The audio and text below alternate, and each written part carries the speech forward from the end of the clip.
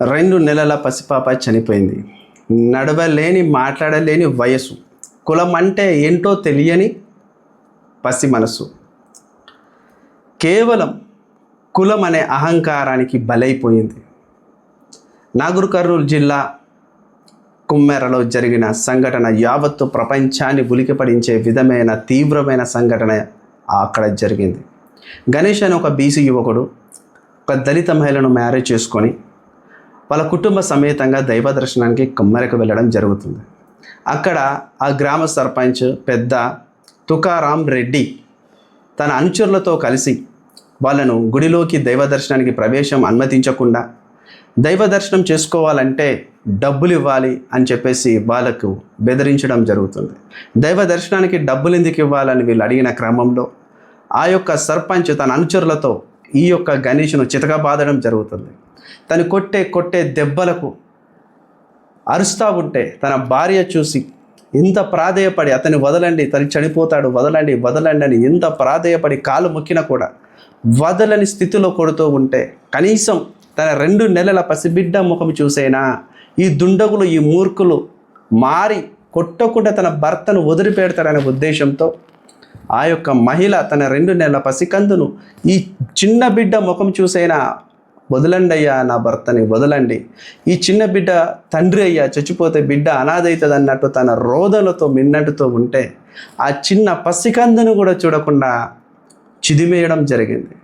వారు కొట్టిన దెబ్బలకు, వాళ్ళు పెట్టిన హింసకు ఆ చిన్న పసికందు చనిపోయింది.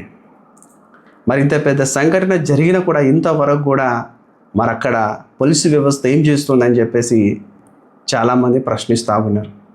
అసలు భారత రాజ్యాంగంలో ఎన్నో ఆర్టికల్స్ ఉన్నాయి, ఫండమెంటల్ రైట్స్ అని, ప్రాథమిక హక్కులు. అవి ఏం చెబుతున్నాయి చూద్దాం. ఆర్టికల్ 14 సమానత్వపు హక్కు, ప్రతి మనిషికి సమానమైన హక్కులు ఉన్నాయి, ఈక్వాలిటీ ఉంది. ఆర్టికల్ 15 ఏం చెప్తుంది? ప్రతి మనిషిని జన్మతా కులం, మతం, జాతి అనే వివక్షత లేకుండా చూడాలి అంటున్నారు. కులం పేరుతో, మతం పేరుతో, జన్మత పేరుతో ఏ వ్యక్తిని కూడా బహిరంగ ప్రదేశాలలో అనుమతించకుండా అడ్డుకొనరాదు, బహిష్కరించరాదు, గుళ్ళు గోపురాల దర్శనాన్ని అడ్డుకొనరాదు అని ఆర్టికల్ చెప్తుంది. మరి ఆర్టికల్ 17 ఏం చెప్తుంది?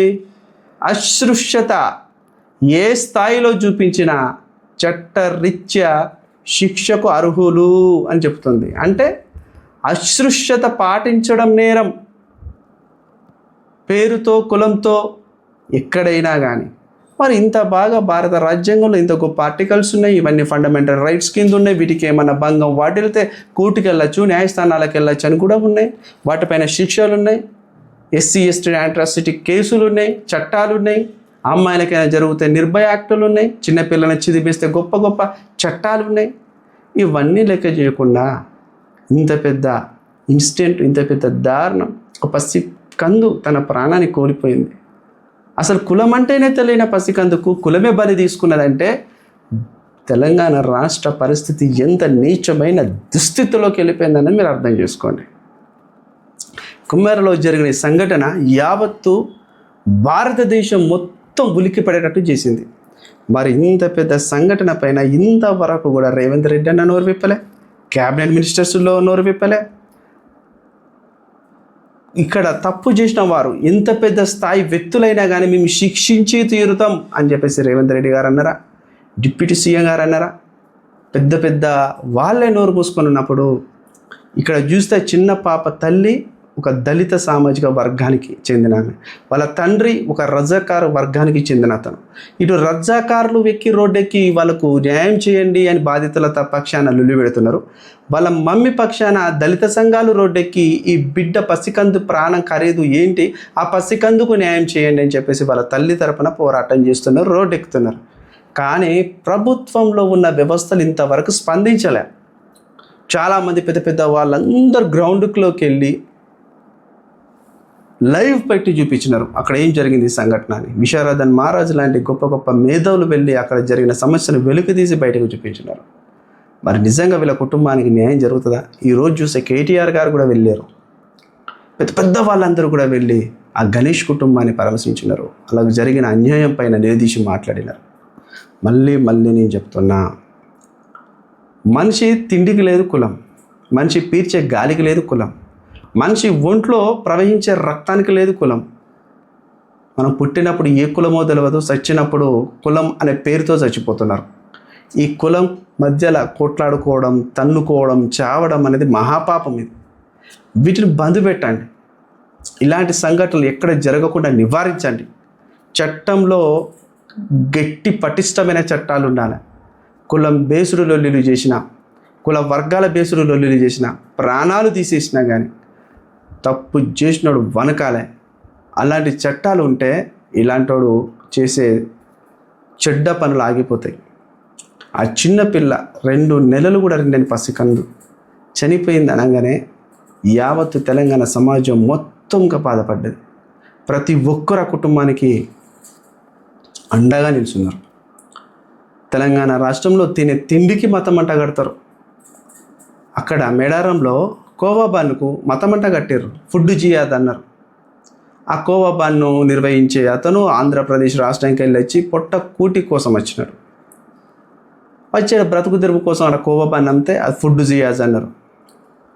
ఇక్కడ చిన్నపిల్ల వాళ్ళ తల్లిదండ్రులు అందరూ వెళ్ళి దైవ దర్శనం చేసుకొని దేవునికే కులం లేదు మతం లేదురా అంటే దేవునికి కులం మతం అని అంటగట్టి చిన్నపిల్ల జీవితాన్ని చిదిపేసినారు కులం పేరుతో. ఏం జరుగుతుంది తెలంగాణ రాష్ట్రంలో? అటు చూస్తే కులం, ఇటు చూస్తే మతం లొల్లీలు. ఇవన్నీ వద్దు. ఫస్ట్ ఆఫ్ ఆల్ మనిషిని ప్రేమించడం నేర్చుకోండి. మనిషిని ప్రేమించుకుంటే ఏ లొల్లి ఉండదు. మంచి దైవ సందేశాలు ఎన్నో ఉన్నాయి లోకంలో. వాటినన్నిటి పాటించండి.